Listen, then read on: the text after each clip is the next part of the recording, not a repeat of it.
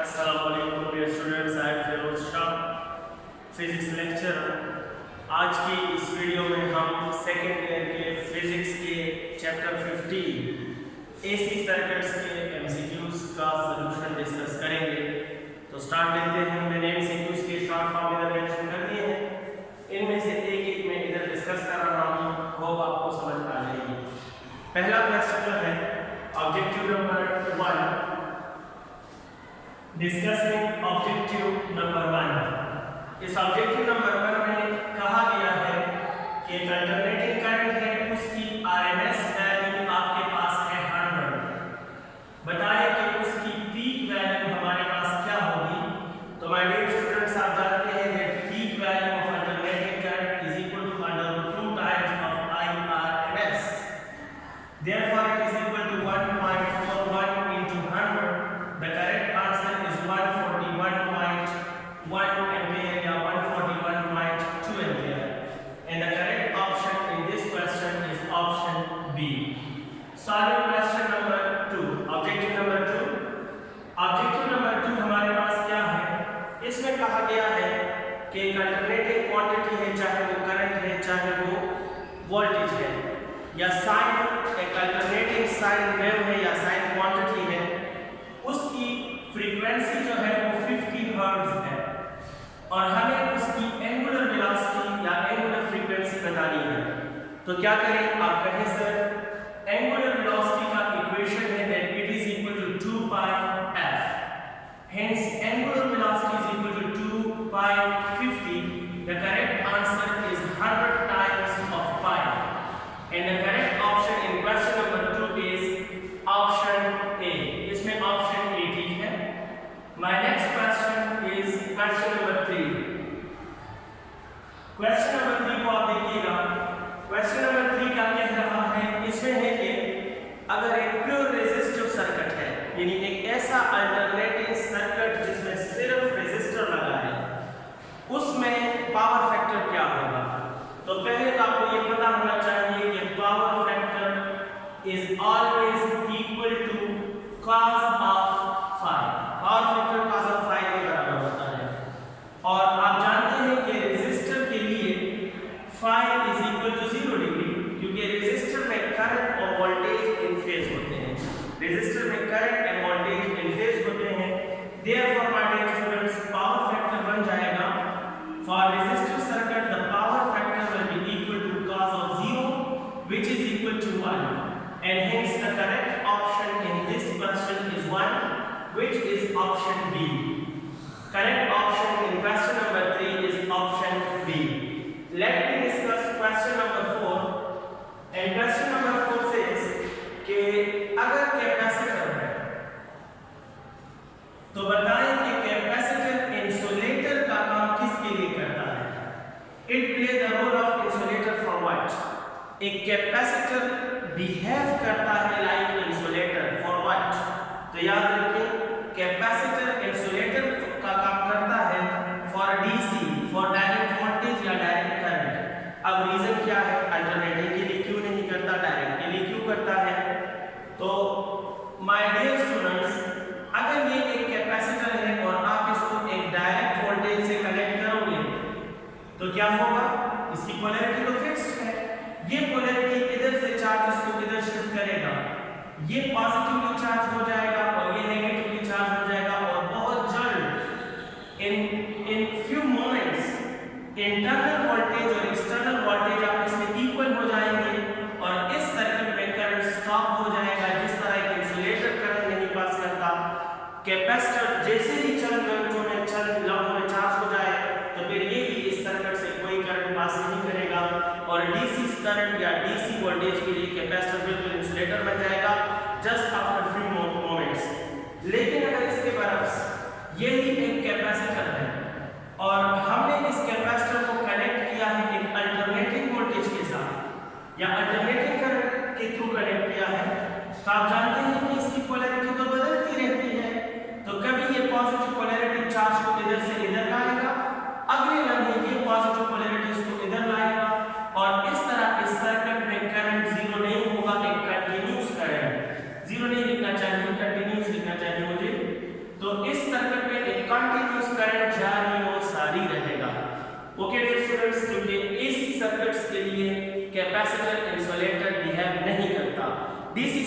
के लिए करता है, तो इसमें करेक्ट आंसर होगा डीसी। और क्वेश्चन नंबर 4 में हमारे पास करेक्ट ऑप्शन है option A. Let me discuss question number 5। अभी मेरी डिस्कशन होगी क्वेश्चन नंबर 5 के बारे में। एक बार फिर बता दूं, chapter number 15 AC circuit second year physics MCQs की डिस्कशन हो रही है। Question number 5 under observation. Question number 5 में जो डेटा गिवन है हमारे स्टूडेंट्स को ये है कि फर्ज करो अल्टरनेटिंग करंट की जो पीक वैल्यू है वो 5 है। अल्टरनेटिंग करंट की जो पीक वैल्यू है वो 5 है। फर्ज करें आपने क्या मालूम करना है, you have to tell us the mean value, mean square value. What will be the mean square value? यहाँ पर अक्सर स्टूडेंट से जो गलती होती है वो ये होती है, टेक्स्ट में जो स्टूडेंट कांटेक्ट में है कहते हैं कि सर हमारा आंसर तो ये आ रहा है 5 आ रहा है, यहाँ पर 5 स्क्वायर है, क्या वजह है? तो जो गलती होती है स्टूडेंट को ये है कि वो लोग आरएमएस वैल्यू मालूम कर लेते हैं। हालांकि इन्होंने आरएमएस वैल्यू नहीं, मीन स्क्वायर मीन सिर्फ एमएस वैल्यू मांगी है, यानी आर वाला स्टेप आपने प्रोवाइड नहीं करना। रूट के बगैर वाले आरएमएस वैल्यू में 3 स्टेप्स हैं, स्क्वायर मीन रूट। तो अगर आरएमएस कहे तो तीनों स्टेप्स के बाद जो वैल्यू है वो आरएमएस है, लेकिन अगर हमने सिर्फ एमएस कहा है तो रूट के बगैर जो वैल्यू है रूट वाला स्टेप निकाल दो, बाकी 2 स्टेप स्क्वायर और मीन वो वैल्यू बता दो। तो यहाँ कीप इट इन माइंड, अपना फोकस रखें कि हमें आरएमएस वैल्यू नहीं बतानी, हमें आरएमएस वैल्यू नहीं बतानी, हमें एमएस वैल्यू बतानी है। अब आप कहेंगे सर ये कैसे मालूम करेंगे? बहुत आसान ट्रिक है मेरे पास। आरएमएस का फार्मूला तो सब जानते हैं, बिल्कुल जानते होंगे, अगर आप इसी चैप्टर पढ़ चुके हैं तो डेफिनेटली जानते होंगे। आरएमएस की वो वैल्यू फाइंड आउट करें, जो भी आंसर आएगा उसको स्क्वायर कर दें तो रूट उससे खुद ब खुद खत्म हो जाएगा और एमएस वैल्यू रह जाएगी। जैसे कि मैं कर रहा हूं, मैं कहूंगा कि जैसे कि आप जानते हैं कि RMS value is always equal to peak value I nought divide by under root 2। ये आरएमएस वैल्यू का फार्मूला है, आप सबको पता होगा। पहले मैं ये मालूम करता हूं। तो my dear students, RMS value हमारे पास बराबर हो जाएगी, आई नॉट की वैल्यू गिवन है 5 divide by under root 2 cancel out. It mean RMS value हमारे पास आ गई है 5, बट ये तो मीन स्क्वायर यानी एमएस वैल्यू मांग रहे हैं, ये रूट खत्म करना होगा। और रूट खत्म करने का आसान तरीका है कि हम लोग क्या करते हैं, दोनों साइड्स का स्क्वायर ले लेते हैं। तो ये जो स्क्वायर है ये इस रूट को ठिकाने लगा देगा और हमारे पास रह जाएगा मीन स्क्वायर वैल्यू या MS value which is equal to 5 square, और 5 स्क्वायर मौजूद है ऑप्शन डी में। सो क्वेश्चन नंबर 5 में करेक्ट ऑप्शन है ऑप्शन डी। होप आपने समझ लिया होगा। अब मैं सॉल्व करूंगा question number 6 chapter number 15 AC circuit second year physics book. Question number 6 को देखिएगा, इसमें क्या है, एक चौक है, कॉइल है, इंडक्टिव चौक है। इंडक्टिव चौक में XL और R के दरमियान क्या रिलेशन है? So let me discuss it. ये एक इंडक्टिव चौक है। इस इंडक्टिव चौक में एक मेटल सिलेंडर भी आप रखते हैं, ये एक इंडक्टिव चौक है। आप जानते हैं कि इस इंडक्टिव चौक में या इस डिवाइस में, फिलहाल इसे डिवाइस कहता हूं, it is a working device in AC circuits. सही, a working device in AC circuits में 2 अपोजिशंस हैं, एक अपोजिशन R है और एक अपोजिशन XL है। बाकी आपने चैप्टर में पढ़ा होगा कि R और XL में क्या फर्क है, मैं हाईलाइट कर लेता हूं। R is the opposition offered by the material of this device. The conducting material जो opposition offer करता है वो R है, और इसका जो working process जो opposition develop करता है वो XL है।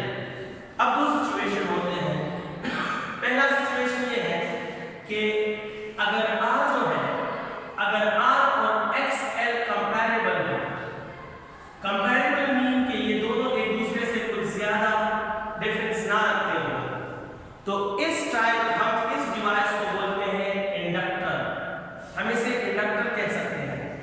लेकिन अगर XL जो है वो बहुत ज्यादा हो R से, जब XL की वैल्यू R से बहुत ज्यादा हो तो उस टाइम हम इस डिवाइस को बोलते हैं चौक,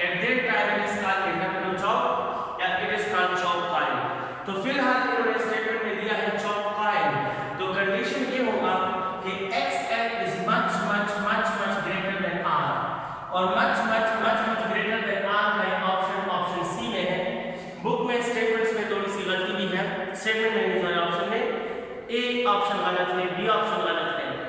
तो फिर ऑप्शन सी को भी डी कहा है। डी दो बार आया है, सी नहीं है। जो ए और बी के बाद लेफ्ट साइड पे बॉटम में जो तीसरा ऑप्शन है वो सही है, that XL is greater than R, ये ठीक है। और इस ऑप्शन को सी बना दे, वहां गलती से डी लिखा गया है। एनी हाउ आप समझ गए होंगे।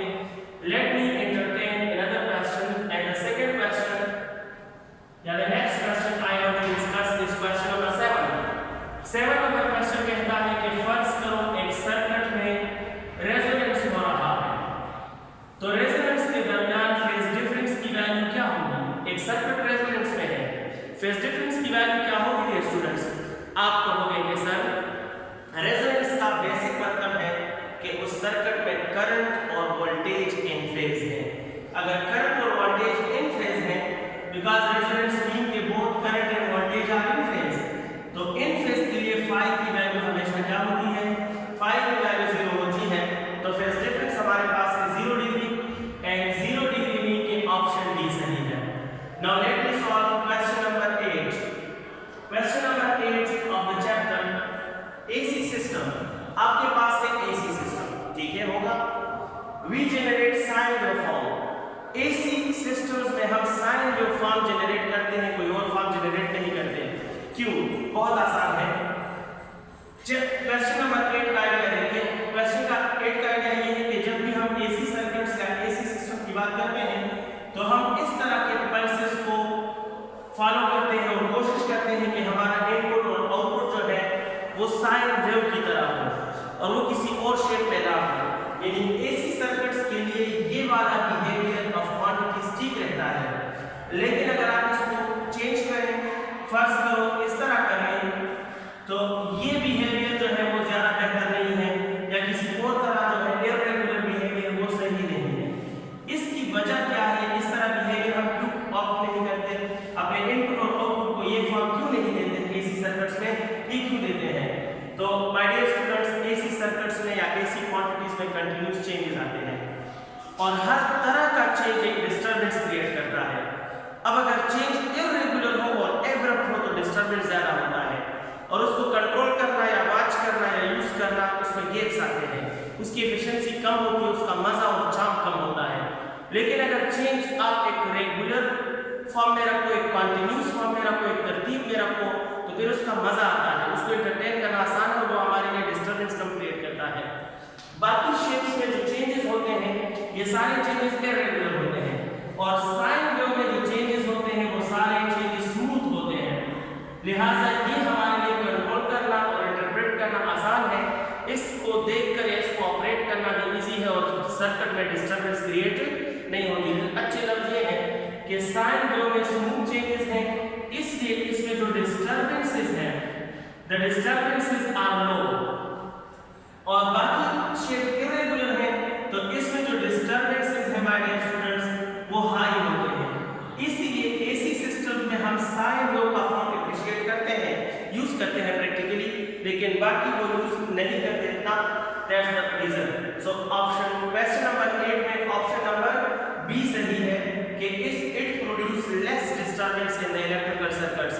साइन वेव के फॉर्म में जो भी इनपुट या आउटपुट होगा वो उस सिस्टम में, इलेक्ट्रिकल सिस्टम में कम डिस्टरबेंस क्रिएट करेगा as compare to any other form of alternating quantities variation. Let me proceed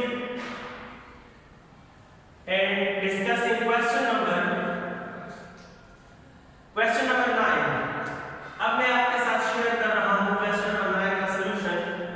और क्वेश्चन नंबर 9 हमें ये कह रहा है कि एक अल्टरनेटिंग वोल्टेज का मैथमेटिकल फॉर्म दिया है, आप उससे फ्रीक्वेंसी मालूम करें। तो बहुत इजी है ये भी।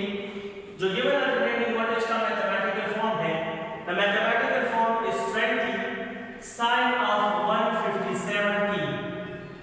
मकसद हमारा ये है कि हमें इनको फ्रीक्वेंसी बतानी है। आसान तरीका है that just compare it with the standard equation of alternating voltage, and the standard general equation of alternating voltage is V is equal to V naught sin of 2 pi f into t। अब comparison करें V के लिए V, equal के लिए equal, 20 के लिए V naught, sin के लिए sin, t के लिए t। इसका मतलब है कि 157 के लिए 2 pi f आया है। So this implies you can say that 2 pi f is equal to 157 or f is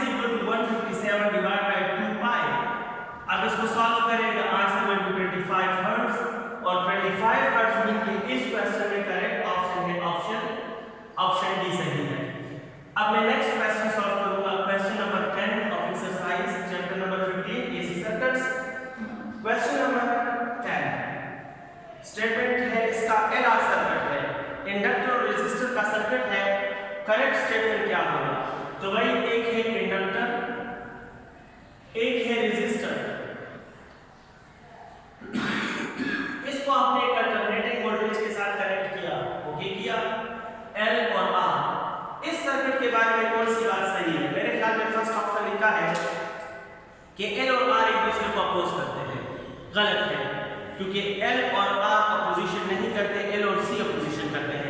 एक वोल्टेज का लवर है, एक वोल्टेज का हेटर है, तो वो अपोज करते हैं। रेजिस्टर न्यूट्रल डिवाइस है, ये बेचारा कभी कहीं किसी को अपोज नहीं करता सिवाय फ्लो ऑफ चार्ज के, किसी दूसरे डिवाइस को ये अपोज नहीं करता, और हर डिवाइस से कहता है कि भाई जो आपका मन चाहे वही करो, मुझे आपके लेन देन में कोई एतराज नहीं है।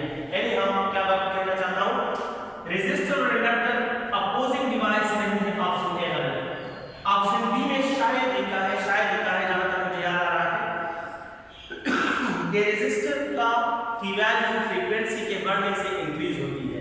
तो याद रखिए कि रेजिस्टेंस का फ्रीक्वेंसी से कोई रिलेशन नहीं है। इट मीन ये ऑप्शन भी गलत है। और ऑप्शन सी में लिखा है कि रुकावट ऑफ इंडक्टर जो है वो इंक्रीज होता है अगर हम क्या करें, अगर हम फ्रीक्वेंसी इंक्रीज करें। तो ये बात बिल्कुल ठीक है, बिकॉज द रुकावट of inductor is equal to 2 pi FL। इसका मतलब है कि इंडक्टर का रुकावट फ्रीक्वेंसी के साथ डायरेक्टली प्रोपोर्शनल है, और डायरेक्टली प्रोपोर्शनल का मतलब यही है कि अगर फ्रीक्वेंसी इंक्रीज होगी तो रुकावट ऑफ इंडक्टर भी इंक्रीज होगा। सो ऑप्शन सी सही है हमारे स्टूडेंट्स। ऑप्शन डी गलत है, क्योंकि उसमें कहा है डिक्रीज होगा, डिक्रीज नहीं इंक्रीज होगा। Let me solve another question. इसमें आता है ऑप्शन सी, और मेरे पास दूसरा क्वेश्चन है 11।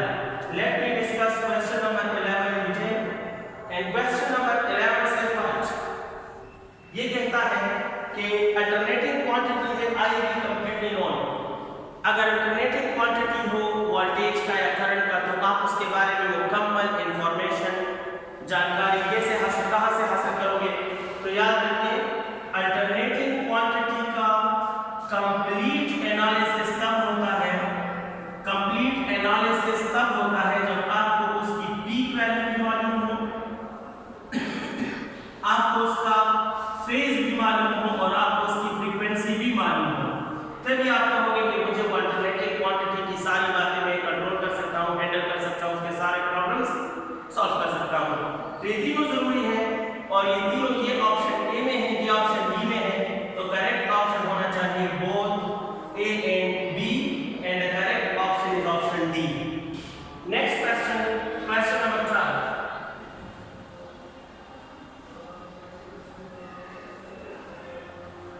क्वेश्चन नंबर 12 सॉल्व कर रहा हूं। क्वेश्चन नंबर 12 में है कि इलेक्ट्रोमैग्नेटिक वेव्स के लिए मैक्सवेल ने किस लॉ को जनरलाइज किया? तो ये तो आपको याद होगा, इंफॉर्मेशन है। क्वेश्चन नंबर 12 में इलेक्ट्रोमैग्नेटिक वेव्स को हासिल करने के लिए मैक्सवेल ने जनरलाइज किया था कौन से लॉ को? किसने जनरलाइज किया था? Ampere law. मैक्सवेल ने एम्पियर लॉ को जनरलाइज किया था for electromagnetic waves, and the correct option is option D. Question number 13 under observation, under my discussion, and question number 13 says कि अगर इलेक्ट्रोमैग्नेटिक वेव्स एयर से glass में inter हो रहे हो तो कौन सी क्वांटिटी है जो चेंज नहीं होगी? माय डियर स्टूडेंट्स, इसमें टेक्स्ट बुक में जो ऑप्शन है सारे गलत हैं। वो ऑप्शन किसी और क्वेश्चन के हैं और स्टेटमेंट कोई और है। गलती से यहाँ मिसप्रिंट है, ऐसा समझे। क्वेश्चन किसी और का है और ऑप्शन किसी और क्वेश्चन के हैं। क्वेश्चन है कि इलेक्ट्रोमैग्नेटिक वेव है और वो एयर में प्रोपेगेट कर रहे हैं, अचानक ग्लास में इंटर हो गए, तो वो कौन सी खासियत है, कौन सी प्रॉपर्टी है, कौन सी फिजिकल क्वांटिटी है जिसमें कोई चेंज नहीं आएगा? ऑप्शन में हमने लिखा है radio rays, micro rays, ultraviolet rays, ultrasound rays. भाई इसका स्टेटमेंट से तुक ही नहीं बनता। अगर आप ऐसा पूछते कि इनमें से कौन से रेज ज्यादा एनर्जेटिक हैं, तो फिर आप कह देंगे ये सारे रेज तो मैं आउट कर लेता। लेकिन आप कह रहे हो कि एयर से ग्लास में इंटर होने से कौन सी क्वांटिटी चेंज नहीं होती, और ऑप्शन में आपने क्वांटिटी दी ही नहीं, रेडिएशन की है। तो बच्चों को भी समझ आना चाहिए कि स्टेटमेंट कुछ और है, ऑप्शन कुछ और है। अब स्टेटमेंट का आइडिया मैं आपके साथ शेयर करता हूं, और मैं अपनी तरफ से आपको इसके ऑप्शन बता देता हूं। आंसर भी आर रियली सॉरी टू से I can not talk any option from the options given in the book,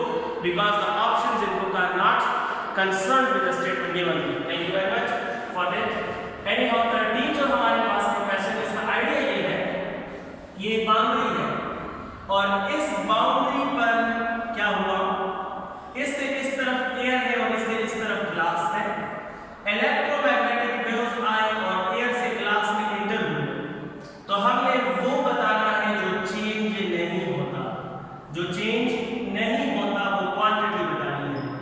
तो पहला ऑप्शन आप लेंगे वेवलेंथ, दूसरा ऑप्शन आप लेंगे स्पीड और तीसरा ऑप्शन आप लेंगे फ्रीक्वेंसी और डी ऑप्शन होना चाहिए ऑल ऑफ दीज। ये सब चेंज नहीं होता।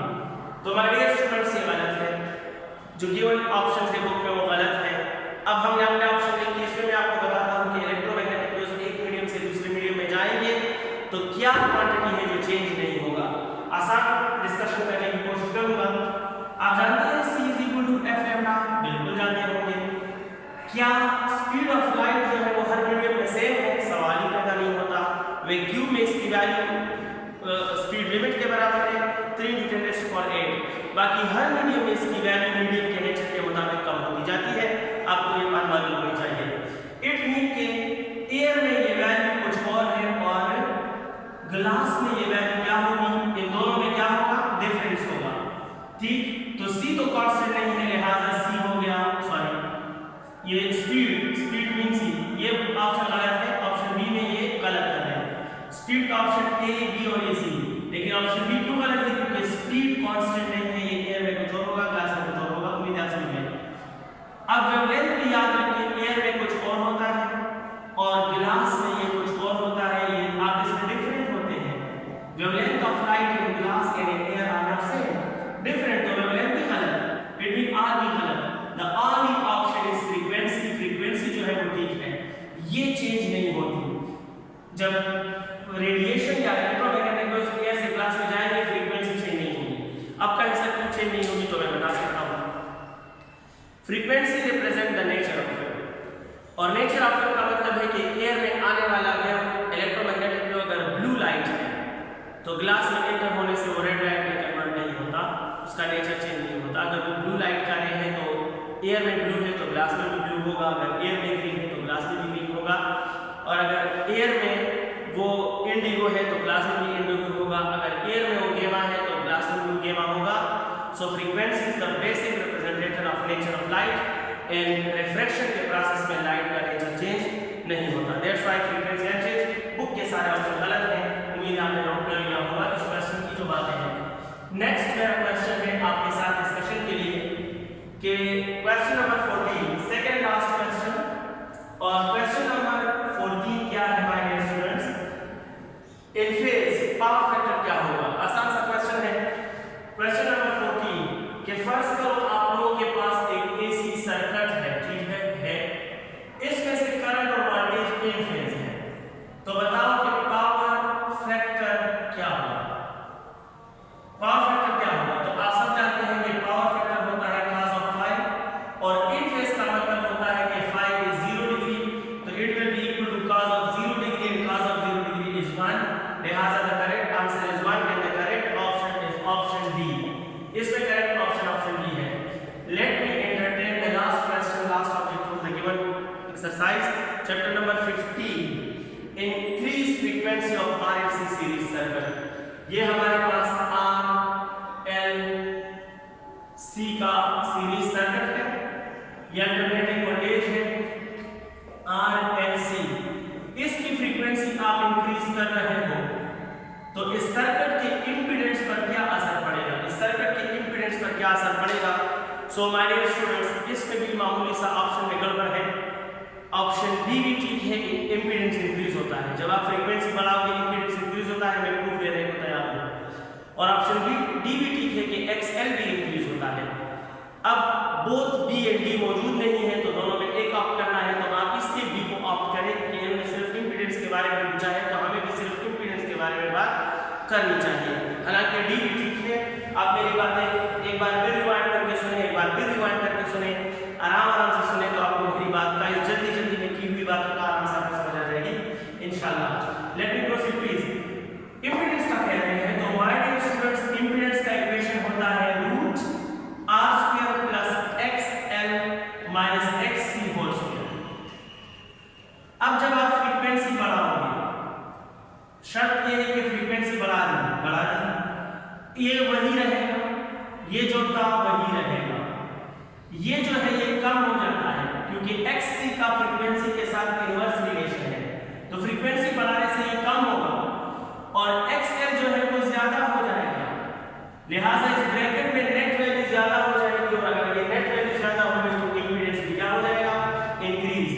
ये ज्यादा ये कम, तो ब्रैकेट के अंदर नेट वैल्यू ज्यादा तो रेजिस्टेंस के साथ ज्यादा वैल्यू मिलेगी तो इंपीडेंस भी, लिहाजा this implies frequency increase, resistance remains constant and XL minus XC whole square increase। और अगर ये इंक्रीज तो इंपीडेंस भी क्या हो जाएगा, इंपीडेंस इंक्रीज। और यहाँ इस डिस्कशन से हम समझ गए कि ऑप्शन डी सही है।